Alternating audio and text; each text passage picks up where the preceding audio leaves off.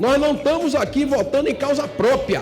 Passa uma mensagem horrível para a opinião pública. Foi erroneamente colocado na imprensa que é um projeto para blindar quem fale, blindar políticos se estão falando mal dele. Já estamos nos considerando que nós, que somos parlamentares, somos sempre réus, somos sempre corruptos. E com essa garantia possibilita ele fazer o empréstimo brasileiro, já está extremamente endividado. Estão querendo regular quanto que ou como ele vai usar a própria previdência privada. O juro nunca caiu em função disso. Entendemos a importância da suplementação desse fundo para que a gente possa realmente fazer a prevenção dos desastres nesse país. Todo ano a gente vê acontecer a mesma coisa.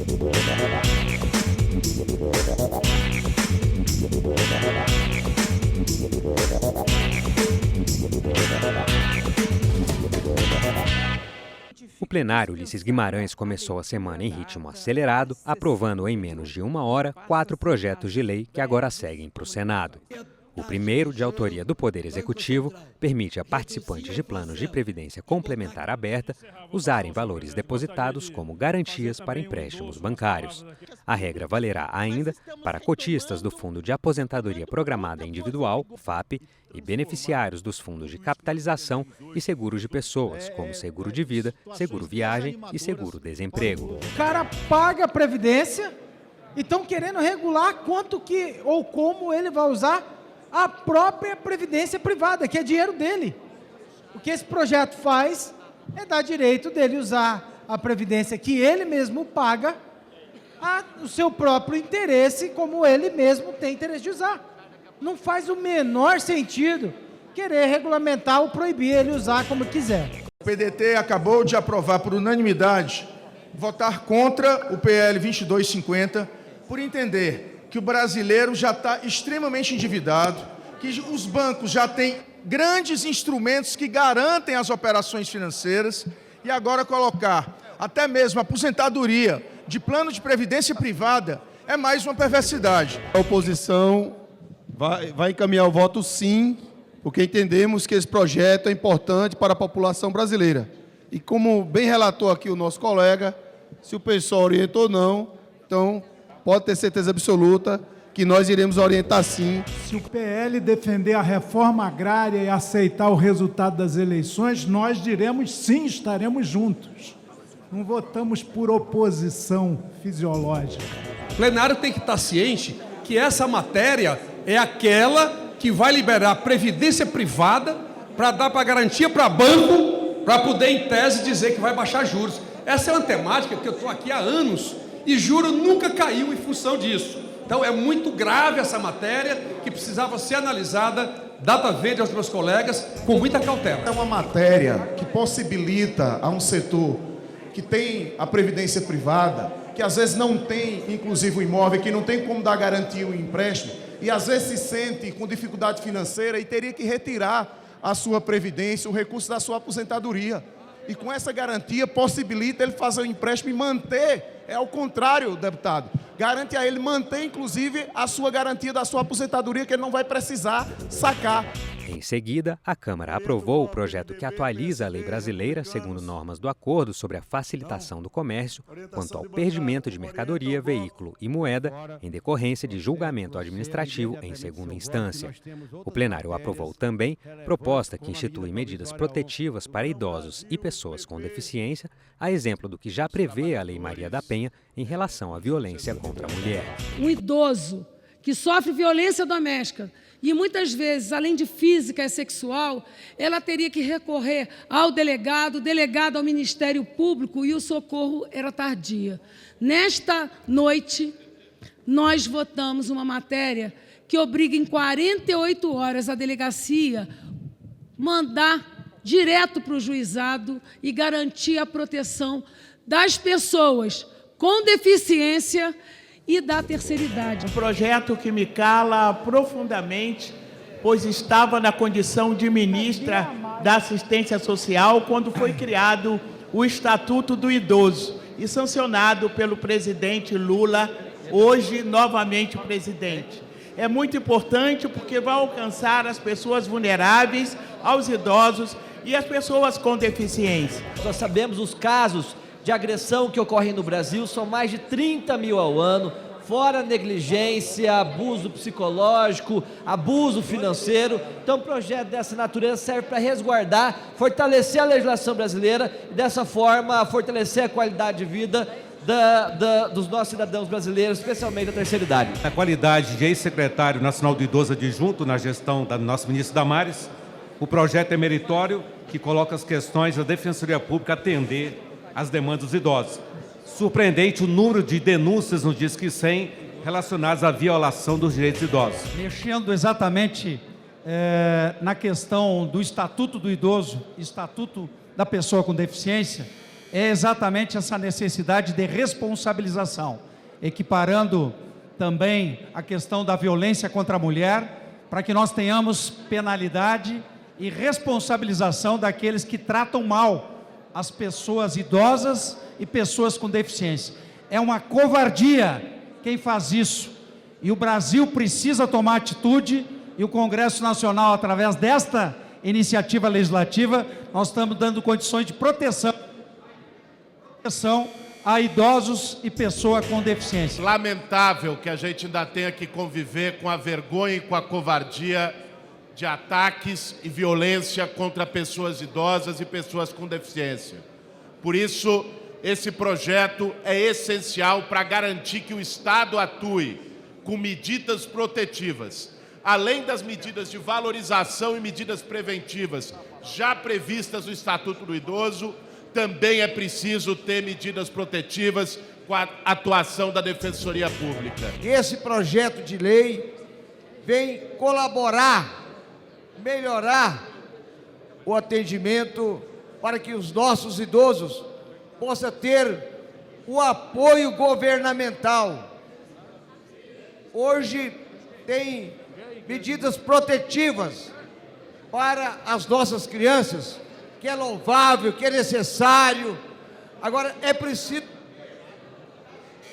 preciso ter as mesmas medidas para os idosos de todo o Brasil.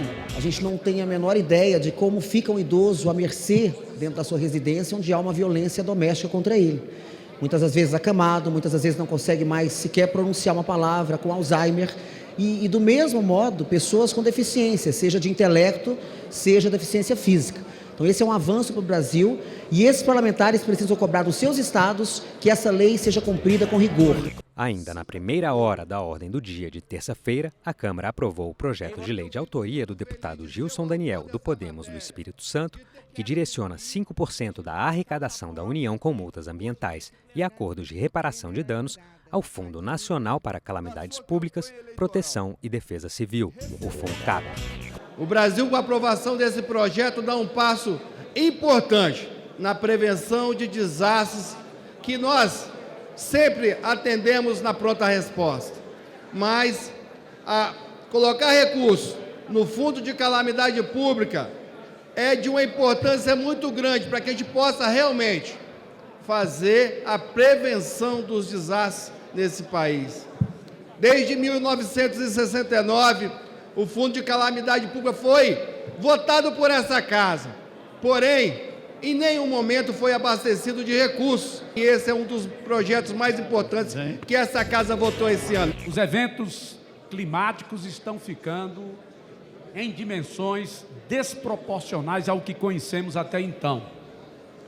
E até então, não se tomou medidas concretas a respeito dessa situação climática. E essa matéria vem para mitigar os danos materiais, humanos, que acometem todos os países do globo. E nós estamos experimentando essa realidade. Entendemos a importância da suplementação desse fundo e que será formado a partir do aumento da fiscalização natural que esse governo tem em compromisso ao combate aos delitos ambientais. Está destinando 5% da questão das multas ambientais, destinando para o fundo de catástrofe. É muito importante esse recurso para fazer o enfrentamento e fazer também a prevenção em relação a esses eventos adversos. Saudamos ainda o relator pela matéria, que retirou do texto as compensações socioambientais como fonte de recurso, e parabenizamos também porque entendemos a emergência de pensar em relação a todos os impactos e crimes ambientais. A gente acha que o Estado, sim, tem que intervir, principalmente depois do que aconteceu no litoral norte de São Paulo. Todo ano a gente vê acontecer a mesma coisa. Então está na hora, finalmente, de ter uma atitude concreta e trabalhar na prevenção. Diariamente, milhares de brasileiros morrem por causa de desastres que poderiam, que deveriam ser evitados se o poder público encarasse esses desastres sob uma lógica de prevenção e não só de resposta. Fazendo dessa forma, certamente, a gente vai fazer justiça com as milhares de vidas que já se perderam nessa situação. Na quarta-feira, os deputados aprovaram a medida provisória que muda o programa Mais Médicos para permitir a prorrogação de contratos e criar indenizações de incentivo ao exercício da atividade em áreas de difícil acesso. Pelo texto da relatora, senadora Zenaide Maia, do PSD do Rio Grande do Norte, o médico intercambista poderá participar do programa sem necessidade de revalidação do diploma por 4 anos, em vez de 3, como era antes da MP. Médico intercambista é aquele que, independentemente de ser brasileiro ou estrangeiro, tem registro profissional apenas no exterior. A matéria agora segue para o Senado. Para um programa Mais Médicos, que signifique mais saúde pública para todos, que reduz essas filas do sofrimento humano, que atinge sobretudo os mais pobres, pelo direito à saúde, que é sonegado a milhões no Brasil. Esse programa, felizmente, vai começar a retomar o caminho da superação dessa chaga social. A gente quer levar qualidade de atendimento às pessoas que mais precisam, que estão nas zonas inóspitas, nas zonas difíceis. E a gente entende que é óbvio que o Revalida ou o certificado pelo registro de medicina é o mínimo para você garantir um médico para essa população. Então o projeto ainda teria muito que melhorar, principalmente não aceitar médicos sem revalida no projeto. Foi um dos programas lançados lá atrás no governo do presidente Lula, que garantiu acesso à saúde no país inteiro, em diversas regiões. Lógico que ainda não resolveu o problema, mas infelizmente, no governo anterior, uma das primeiras medidas foi justamente acabar com os mais médicos. Ninguém é contra de médico de país nenhum vir trabalhar no Brasil. Todos podem. Todos. O cara formou na Itália, quer trabalhar no Brasil? Pode. Formou na Grécia, quer trabalhar no Brasil? Pode. Formou na Argentina, quer trabalhar no Brasil? Pode. Faz o revalida, passa no revalida, trabalha aqui. Mas o seu salário tem que receber na sua conta e é seu. Na Câmara dos Deputados, uma série de lutas foram travadas. Uma delas foi a questão da validação dos diplomas de quem se forma em outros países e uma luta para abrir as provas para a revalidação dos diplomas. Além disso, municípios como o meu, que eu sou natural do Alegrete, para quem não sabe, fronteira oeste, que perdeu muitos médicos com Mais Médicos, programa extremamente respeitado e apoiado pelo povo brasileiro. Aqui ao lado, no Paraguai, cidade Juan Pablo Cavaliero. Esta cidade tem nove faculdades de medicina, onde quem lá se forma não pode exercer a medicina no próprio Paraguai. Mas aí se forma lá e vem atender o povo brasileiro aqui. Jamais aceitarei esse argumento, porque isto é permitir, aqui no Brasil, com mais médicos, medicina de guerra. Quem não se lembra o que vem ocorrendo com os povos indígenas Yanomami? Nós que fomos beneficiados com o programa Mais Médico, o único momento na história do Brasil onde teve cobertura total nos 34 distritos de sanitário de saúde foi com o programa Mais Médico. Fomos atendidos sim por médico cubano, inclusive que valorizou a nossa medicina tradicional. O governo brasileiro deveria, isso claro, para uma proposta médio e longo prazo, investir na educação, investir nos brasileiros. Nós temos milhões de jovens que sonham em alcançar esse posto, de um dia poder servir como médico à população brasileira, que querem oportunidades. Não há intermediação do governo brasileiro com qualquer outro governo para a contratação de médicos, por exemplo. É o Ministério da Saúde diretamente que contratará os médicos brasileiros a princípio. Depois, brasileiros formados no exterior.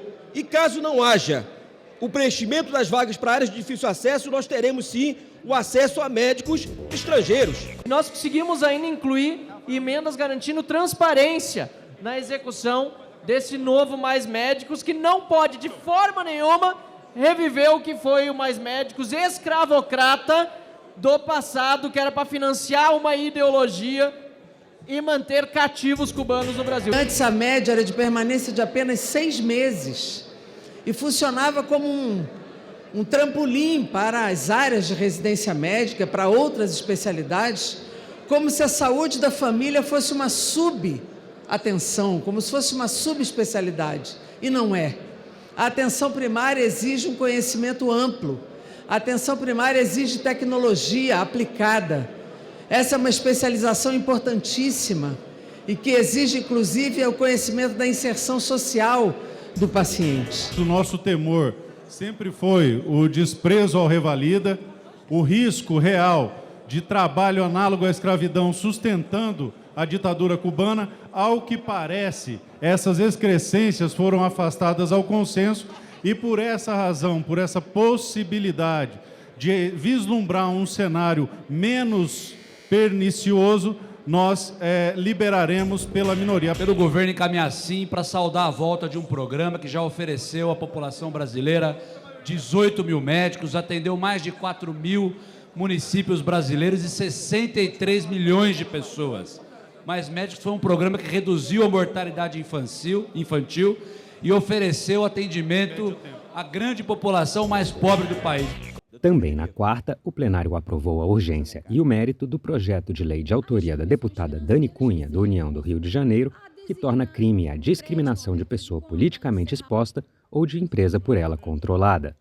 A pena será de reclusão de 2 a 4 anos e multa para quem negar abertura ou manutenção de conta e concessão de crédito a pessoas politicamente expostas, como são classificados políticos eleitos e detentores de altos cargos nos 3 poderes e nas 3 esferas de governo. A proposta abrange também pessoas que estejam respondendo à investigação ou que figurem como réis em processo judicial em curso, além de colaboradores e familiares até 2º grau desses indivíduos. Todos deverão estar relacionados no Cadastro Nacional de Pessoas Politicamente Expostas, disponível no portal da Transparência. A matéria agora segue para o Senado.